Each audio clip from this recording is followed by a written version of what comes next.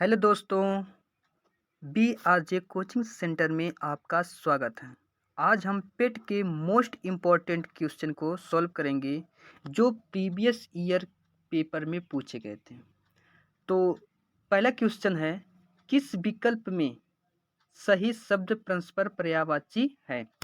किस विकल्प में सही शब्द परस्पर पर्यायवाची है? तो इसमें आपको पहला ऑप्शन है पार्वती रुद्राणी भवानी, दूसरा ऑप्शन है रीता रिक्त तिक्त, तीसरा ऑप्शन है दानव निशाचर अंबक, चौथा ऑप्शन है मनोरथ स्पृहा निलय। तो आपको जानना है किसमें कौन सा ऑप्शन सही है। तो आप लोग को पता होगा कि ऑप्शन नंबर ए बिल्कुल सही ऑप्शन है। क्यों? क्योंकि आपको पता ही होगा इसमें ऑप्शन नंबर ए बिल्कुल सही है, क्योंकि आपको पता है कि पार्वती को भवानी के नाम से भी जाना जाता है और पार्वती को रुद्राणी के नाम से जाना जाता है।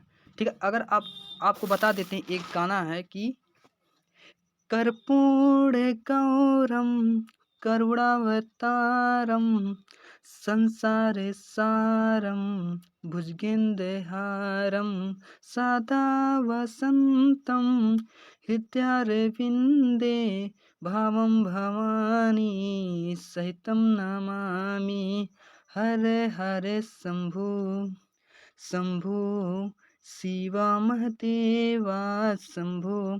तो इस गाने में आप लोगों ने देखा भवानी, भावम भवानी। ये जो भवानी शब्द है शंकर की पत्नी के लिए यूज किया गया है, अर्थात शंकर की पत्नी को हम भवानी के नाम से भी जानते हैं, पार्वती के नाम से भी जानते हैं। और एक गाना आप लोगों ने सुना होगा कि गौरी नंदन हे जगवंदन, गौरी नंदन हे जगवंदन करहु करज सिद्धि मोर। तो इसमें जो आपका गौरी शब्द आया है, गौरी गौरी गौरी नंदन शब्द आया है। तो गौरी मतलब होता है शंकर की पत्नी और नंदन मतलब होता है पुत्र। तो शंकर की पत्नी या शंकर के पुत्र को हम क्या बोलते हैं? गणेश। तो गणेश को हम क्या बोलते हैं? गौरी नंदन। अगर पूछेंगे गणेश का पर्यायवाची क्या बताओगे? गौरी नंदन। जबकि गौरी शब्द जो है उनका मतलब होता है क्या? पार्वती या भवानी या रुद्राणी। ठीक है, तो पार्वती के अन्य पर्यायवाची शब्द भी हैं जिसको हम शैलजा भी कहते हैं। पार्वती को हम शैलजा भी कहते हैं। पार्वती जी को हम क्या बोलते हैं? शैलजा भी कहते हैं। और पार्वती को उमा भी कहते हैं। और क्या बोलते हैं? उमा। पार्वती जी को क्या बोलते हैं? उमा। और पार्वती जी को क्या बोलते हैं? गौरी भी बोलते हैं। और पार्वती जी को हम बोलते हैं शैलजा बोलते हैं। क्या बोलते हैं? शैलजा भी बोलते हैं। ठीक है, तो इसमें आपका जो है पार्वती को शैलजा भी कहते हैं। शैलजा। तो हमने पार्वती जी के बारे में पढ़ा। पार्वती जी का किन किन नामों से? उमा, गौरी, शैलजा। ए इसका ऑप्शन नंबर ए हमारा जो कि करेक्ट ऑप्शन है।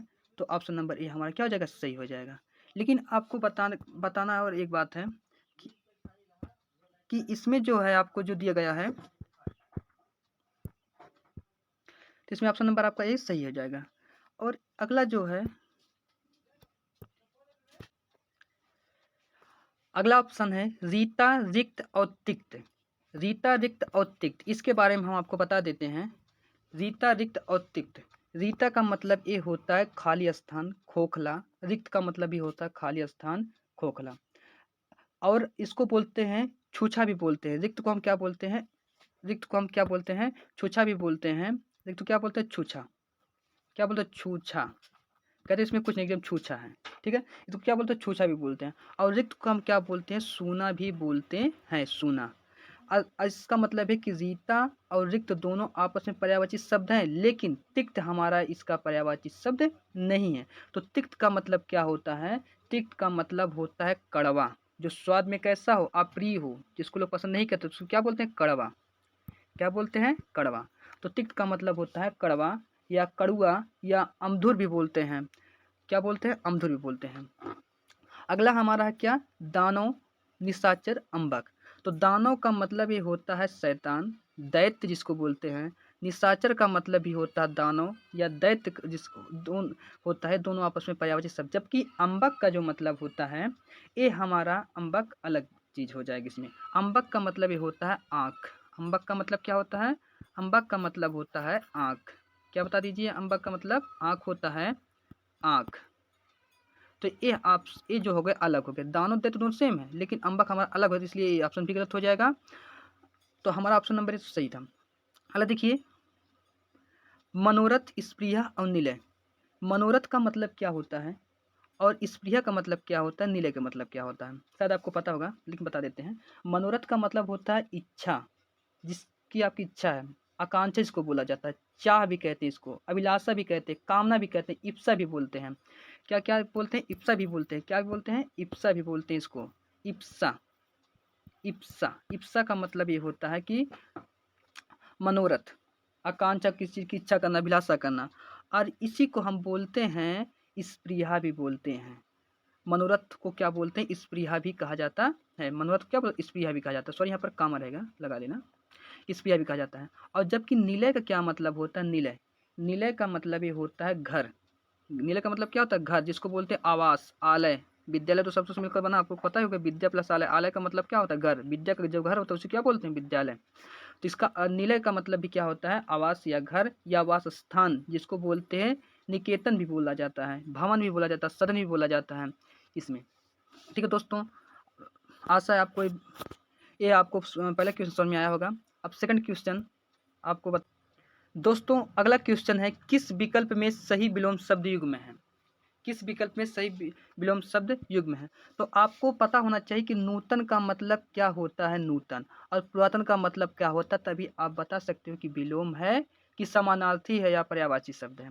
तो आपको बता देते हैं कि नूतन का मतलब ये होता है कि नया, क्या होता है, नया होता है, नूतन का मतलब नया।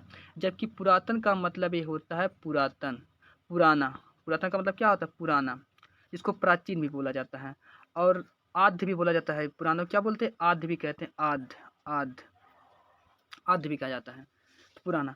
अब बता दीजिए इसका मतलब ये नूतन माने नया, पुरातन मतलब पुराना, तो इसमें ऑप्शन आपका पहला ही करेक्ट हो जाएगा, पहला ऑप्शन ये करेक्ट।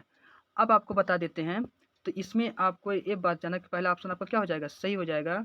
अब दूसरा हमारा क्या है, जोड़, जोड़ का मतलब, जोड़ का हमारा विलोम शब्द क्या होता है, घटाओ, जोड़ का क्या हो, घटाओ, या अलग होना, जोड़ना का जोड़ना, और इसका क्या होता है, अलग होना विलोम, लेकिन इसमें क्या लिखा, मेल, जबकि दोनों हमारे क्या समानार्थी हो जाएंगे।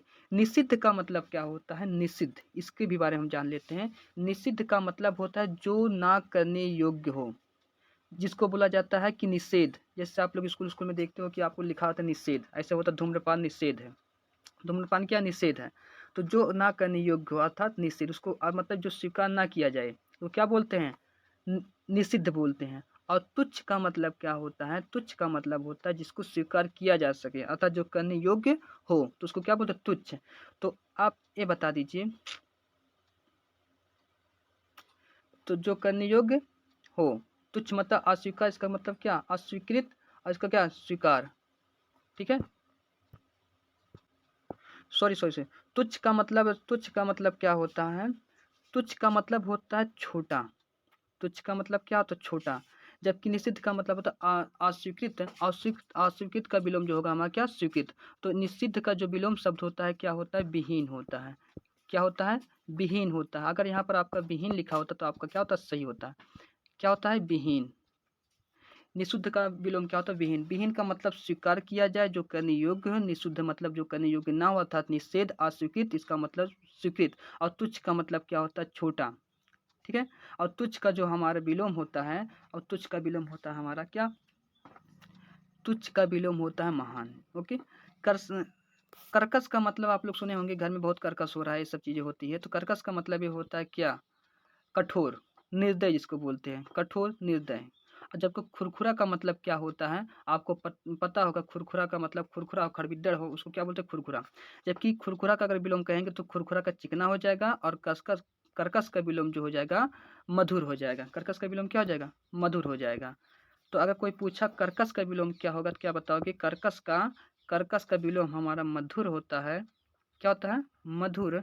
और जबकि खुरखुरा का विलोम जो होता है वो हमारा चिकना होता है। ठीक है, चिकना।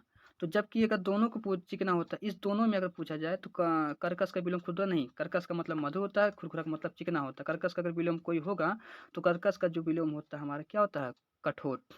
ठीक है, कर्कश का मतलब कठोर होता है, कर्कश का विलोम मधुर हो जाएगा, और खुदरा का विलोम जो हो जाएगा चिकना हो जाएगा। ठीक है, तुच्छ का विलोम महान हो जाएगा, निषिद्ध का विलोम जो हो जाएगा हमारा विहीन हो जाएगा। ठीक है, ये बात आपको समझ में आएगी। लेकिन ये दोनों आपस में क्या है, विलोम शब्द नहीं, जबकि नूतन का मतलब नया होता है, पुरातन का मतलब पुराना होता है। आपको दूसरा क्वेश्चन भी समझ में आया होगा। चलते हैं हम अगले क्वेश्चन पर। अगला क्वेश्चन है, ख्याली पुलाव पकाना मुहावरे का अर्थ है। ख्याली पुलाव पकाने मुहावरे का अर्थ क्या है? तो खाली पुलाव पकाने मुहावरे का अर्थ होता है असंभव बातों की कल्पना करना। असंभव बातों की क्या करना? असंभव बातों की कल्पना करना। तो ऑप्शन नंबर डी हमारा करेक्ट ऑप्शन हो जाएगा।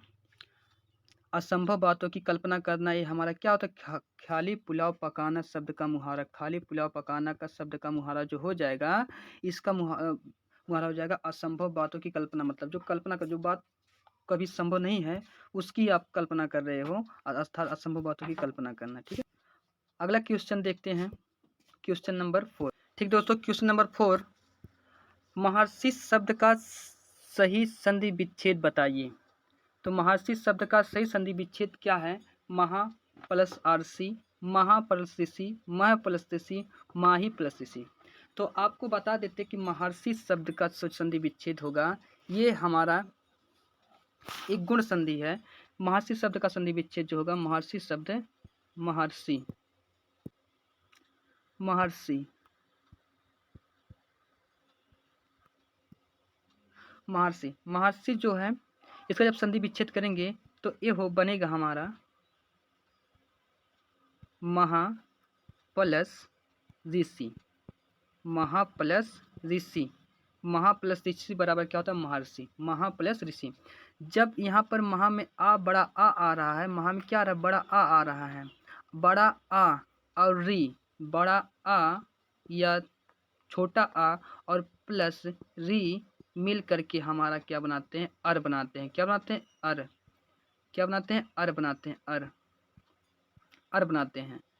बड़ा आ या छोटा आ मिल और री मिल करके अर बनाते हैं। तो क्या हो जाएगा? क्या बनाते हैं? बड़ा और छोटा मिलकर क्या बनाते हैं? अर बनाते हैं। आपको यहाँ पर समझा देते हैं अच्छे से, देखिए। जैसे कुछ देर के लिए इनको मिटा देते हैं। महा, महा प्लस, महा प्लस ऋषि, महा प्लस ऋषि। अब बता दीजिए, इसमें बड़ा आ और री मिलकर के हमारे क्या बनाते हैं? हमने बताया बड़ा आ और री मिल करके वो अर बनाते हैं। बड़ा आ और री मिल करके क्या बनाते हैं? अर बनाते हैं। तो क्या हो जाएगा? यहाँ पर बड़ा आ रहा है आपको, तो बड़ा आ या छोटा आ होता और प्लस री मिल करके क्या बनाते हैं? अर बनाते हैं। क्या बनाते हैं? अर बनाते हैं। आधा रा होता है। ठीक है, तो यहाँ पर हमारा बचे क्या? माँ और हा और बड़ा आ और री मिलकर बनाते हैं क्या? अर। अर क्या बनाते हैं? अर। तो यहाँ पर जो अर होगा, आधा रा है तो उस सापेक्ष री और बड़ा आ, तो बात खत्म हो जाएगी। बड़ा आ और री मिलकर क्या बनाएंगे? अर। तो ये हम हमारे लास्ट में बन जाएगा क्या? महर्षि। क्या बन जाएगा? महर्षि, क्योंकि ये जो आधा रा है हमारे यहाँ पर आ गया है। ठीक है, तो इसका सही ऑप्शन क्या हो जाएगा? इसका सही ऑप्शन आपको बता दें, ऑप्शन नंबर कौन होगा? Option number B is correct option, महा प्लस ऋषि इक्वल टू क्या था? महर्षि। ठीक है, अब क्वेश्चन नंबर 5 पे हम चलते हैं। सही नहीं वो हमें बताना। अंश का मतलब हिस्सा होता है। आपका कितना अंश? अंश मतलब क्या होता है? हिस्सा होता है। अंश मतलब कंधा होता है। अपेक्षा का मतलब होता है आशा, उपेक्षा का मतलब होता है निराधार। इसका मतलब ए हमारा option number D, option number C और ऑप्शन नंबर ए सही है, जबकि ऑप्शन नंबर बी नहीं सही है। तो इसमें पूछा गया तो भेद सही नहीं है, तो यही हमारा उत्तर क्या हो जाएगा? सही हो जाएगा, ऑप्शन नंबर बी। ठीक है दोस्तों, मिलते हैं अगले वीडियो में। Thank you for watching.